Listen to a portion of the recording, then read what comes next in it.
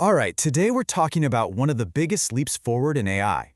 We're moving way beyond just creating text and images and into a world where AI becomes a true partner for engineers, a tool that can actually interact with and solve problems in the physical world. Let's dive in and see how this is completely changing the game. So, you might be asking, why is this such a big deal? Well, look at this.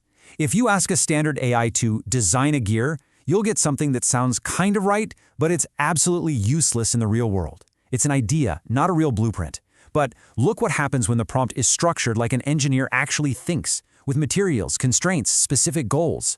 The output is precise, it's verifiable, and it's genuinely useful. And that right there, that difference is everything. You see, what this really shows us is a massive shift in what we're even asking AI to do. We're moving past this idea of a passive chatbot, a simple conversational partner.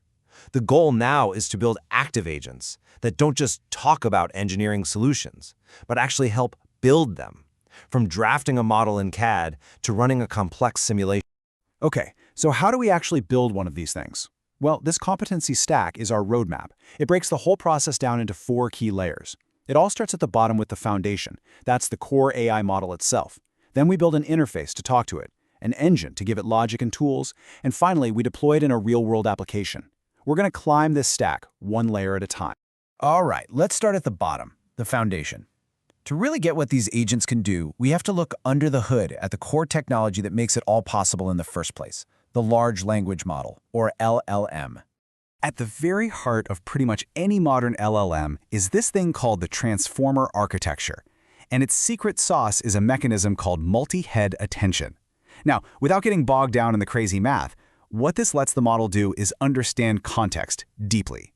It can figure out that when you say stress on the beam, you mean physical force, not emotional anxiety.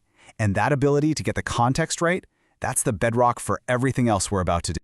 Okay, so we've got this super powerful generalist AI. Great. But that's not going to cut it for an engineer. Engineering work relies on incredibly specific knowledge. So as we move up the stack, how do we give our agent a specialized engineering brain? And right away, we smash into a huge wall.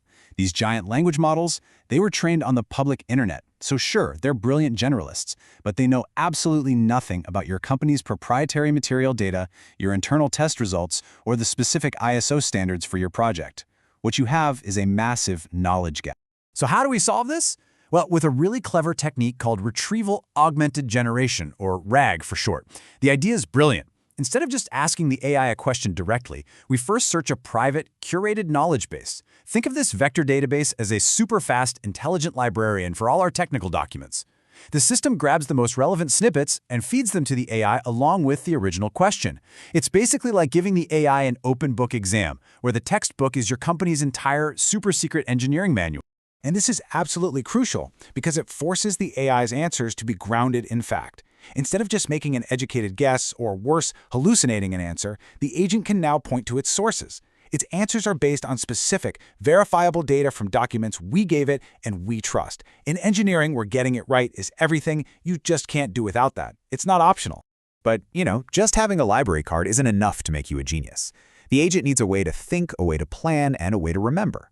It needs a cognitive architecture. And this is what gives it that. The LLM is like the central processing core, but it's connected to a planner, short-term memory for what's happening right now, and long-term memory, which is that knowledge base we just talked about. So let's break down how these parts work together. The planner is vital. It takes a huge goal like find the best airfoil shape and breaks it down into small, logical steps. Memory keeps it all on track. But the real magic, the absolute game changer, is this tool use part. This gives the agent the ability to connect to and control other software, like CAD programs or simulation engines, using something called an API. Okay, so when you put that brain structure together with the ability to use tools, well, something pretty incredible starts to happen. We can create a fully autonomous loop. The agent can now design, test, and learn all on its own without a human needing to intervene at every single step. And this loop, this is where the real magic happens. The agent comes up with a hypothesis, like, I bet changing this wing curve by 2% will reduce drag. It then uses its tools to change the model and run a simulation. It gets the results, analyzes them, and learns from them. And based on that new knowledge, it creates a new, better hypothesis and runs the loop all over again. See what's happening? The AI isn't just spitting out text anymore. It's generating brand new, incredibly valuable engineering data. Okay, so that's the theory behind building these agents. Now for the really fun part. What does this actually look like when you apply it to real-world engineering problems?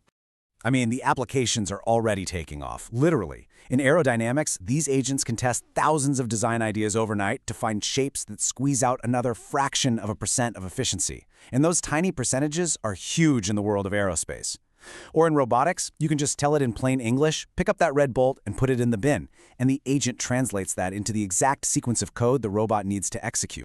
And we're not just talking about big mechanical stuff like wings and robots. The same exact ideas are being used at the molecular level. In materials science, agents can predict how a new compound will behave before anyone even makes it in a lab. In bioengineering, they can help figure out the complex steps for designing brand new proteins. I mean, the range of what this can do is just staggering. Which brings us to a really important final point. After seeing all this, you might be thinking, why go through all this trouble to build a specialized agent when there are so many powerful general AI models out there already? Well, the answer is something we call the domain advantage. A generalist model, no matter how smart, will eventually hit a ceiling on how accurate it can be on a really niche topic. But a model that's been specifically fine-tuned on specialized engineering data, it'll blow right past that ceiling. Think of it this way. You could ask your family doctor about a rare heart condition, and they'd give you a decent answer. But wouldn't you rather talk to the world's top cardiologist? For work where the stakes are high, you always want the specialist. And that process of creating a specialist is called fine-tuning. We take a big pre-trained model and basically put it through a second round of training using a focused, high-quality dataset just from our specific field. So to put it really simply, RAG gives the AI an open-book test. Fine-tuning is like sending it to grad school to get a PhD in one very specific subject. And this quote just nails the ultimate vision here.